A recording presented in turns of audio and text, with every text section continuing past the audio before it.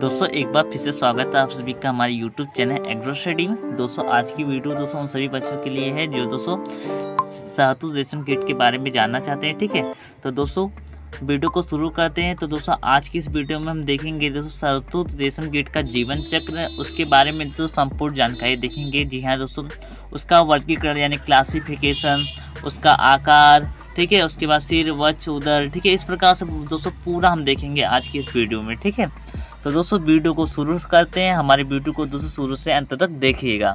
तो दोस्तों सबसे पहले इसके बाद हम देख लेते हैं क्लासिफिकेशन यानी वर्गीकरण के बारे में देख लेते हैं।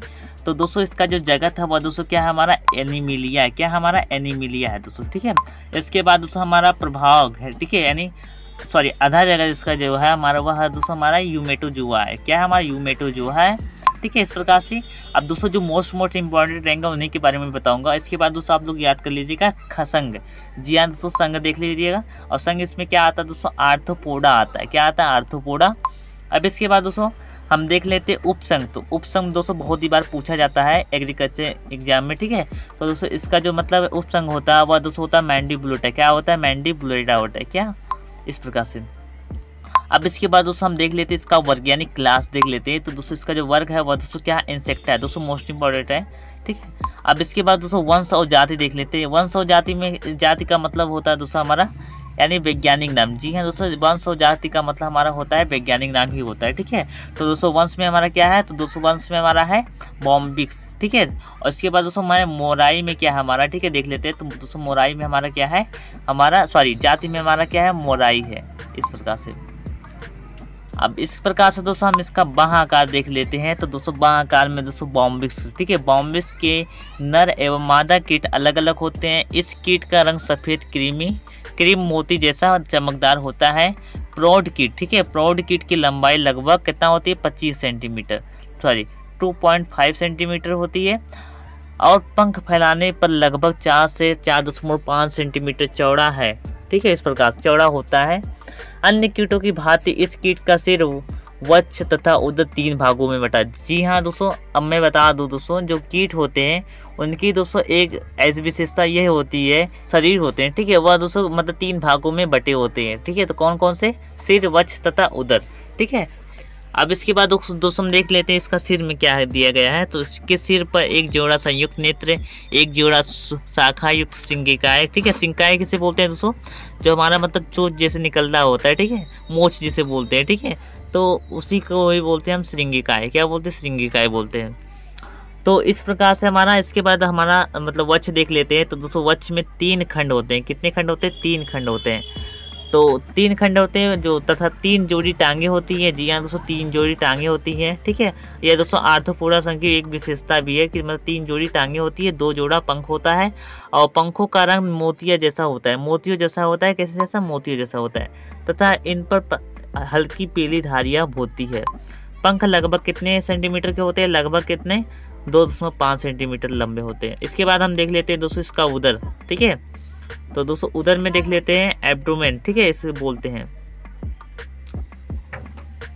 दोस्तों। अब उदर के बारे में देखें तो यह भाग अनेक खंडों में बटा होता है तथा सारा शरीर हल्के सल्कों से ढका रहता है। नर की अपेक्षा मादा का उदर अंडे के कारण कुछ मोटा यानी फूला हुआ होता है। इस प्रकार से अब दोस्तों इसके बारे में हम देख लेते हैं दोस्तों रेशम कीट का जीवन इतिहास यानी life history of silk moth. जी हाँ दोस्तों, ठीक है, तो इसमें दोस्तों इसके बारे में ऐसे बात करी जाए तो दोस्तों इसे हम बोलते हैं मतलब रेशम कीट का जीवन चक्र उसी को बोलते हैं। ठीक है, तब इसके बारे में देखते हैं। तो मैथुन एवं निषेचन यानी कॉपुलेशन एंड फर्टिलाइजेशन है। अधिक गर्म तथा नम दिनों में अर्थात जून जुलाई में प्रौढ़ नर तथा मादा कीट मैथुन करते हैं और नर द्वारा मादा के शरीर में छोड़े गए शुक्राणु, ठीक है, स्पर्म्स अंडों का निषेचन करते हैं। इस प्रकार से अब इस प्रकार से दोस्तों अंड रोपण के बारे में देख लेते हैं। तो दोस्तों अंड रोपण किस प्रकार से होता है, मादा रेशम कीट। जी हाँ दोस्तों, मादा रेशम कीट क्या होता है, मादा रेशम कीट के कुछ ही समय बाद शहतूत की पत्तियों के अपाछटियाँ निचले तल पर, ठीक है, यानी कि दोस्तों पत्तियाँ होती है इस प्रकार से।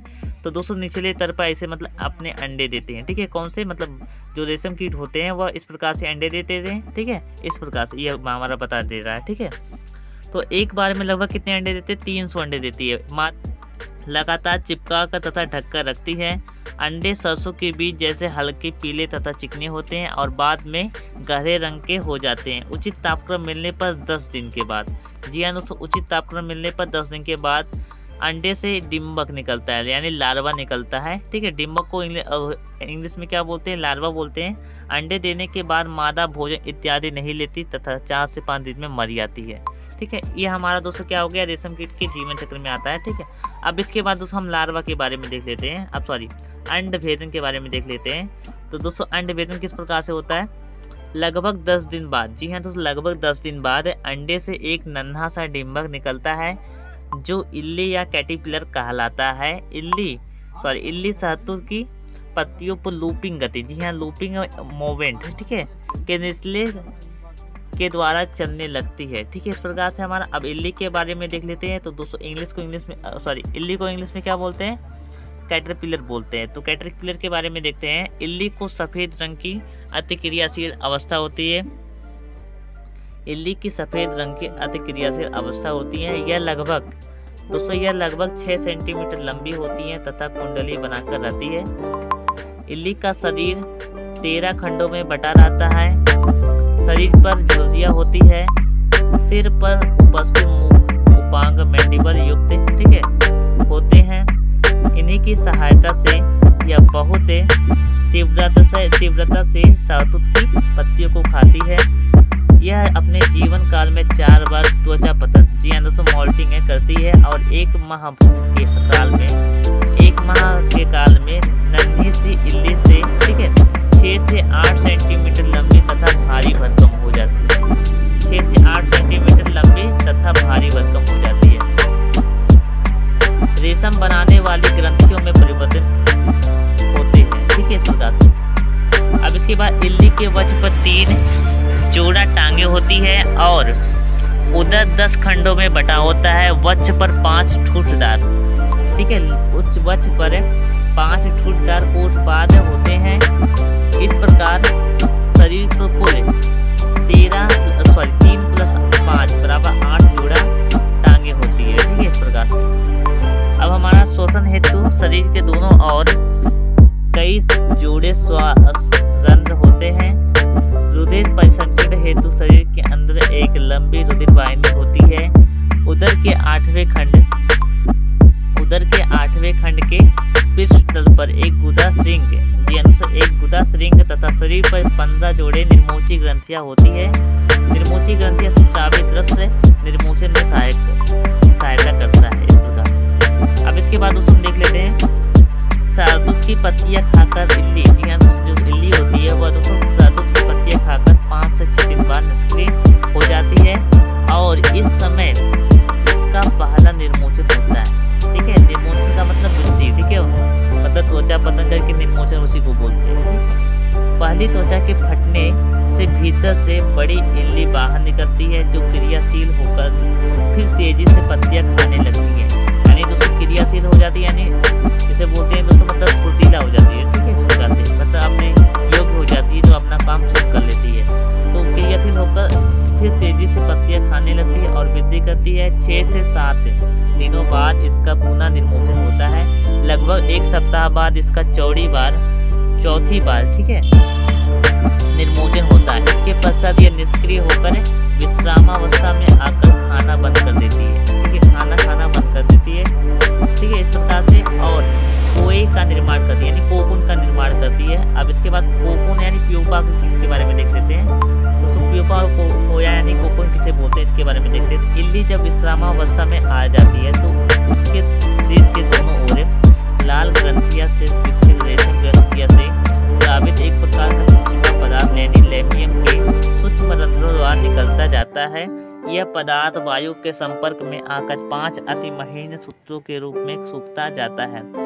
इसी समय एक गोंद के समान पदार्थ, ठीक है, सेरेसिन जो 2 अन्य ग्रंथियों से आता है, जी दोस्तों, जो 2 ग्रंथियों से आता है, इन सूत्रों को आपस में चिपकाकर एक ठोस तंतु के रूप में बदल जाता है। इस प्रकार से इसके बाद इस समय जब ठोस सूत्र का उत्पादन हो रहा होता है तब दोस्तों इल्ली यानी कैटरपिलर कांच से हटकर अंधेरे की ओर जाकर अपने सिर को इस तरह घुमाती है कि रेशम तंतु शरीर पर लिपटता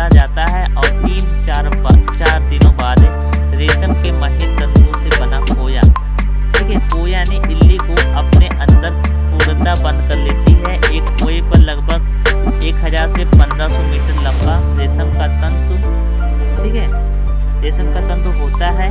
कोए के अंदर विषामावस्था में इल्ली भूरे रंग के प्यूपा में बदल जाती है। इस प्रकार से प्यूपा के शरीर में उदर की टांगें लुप्त हो जाती है, वक्ष पर 2 जोड़ी पंख बनते हैं तथा शरीर अब कीट की भांति हो जाती है। यह शिशु कीट ही कोए को तोड़कर बाहर निकल जाता है, जो रेशम कीट यानी रेशम शलभ यानी रेशम मौत कहलाता है।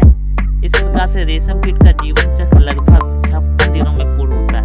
कितने दिनों में? 56 दिनों में पूर्ण होता है। नर व मादा शलभ कोयु से निकलने के शीघ्र बाद ही मैथुन करते हैं तथा 3 से 4 दिनों में मर जाते हैं। तो दोस्तों इस प्रकार से हमने देखे आज की इस वीडियो में रेशम कीट का जीवन चक्र, उसका क्लासिफिकेशन। तो दोस्तों आशा करता हूँ वीडियो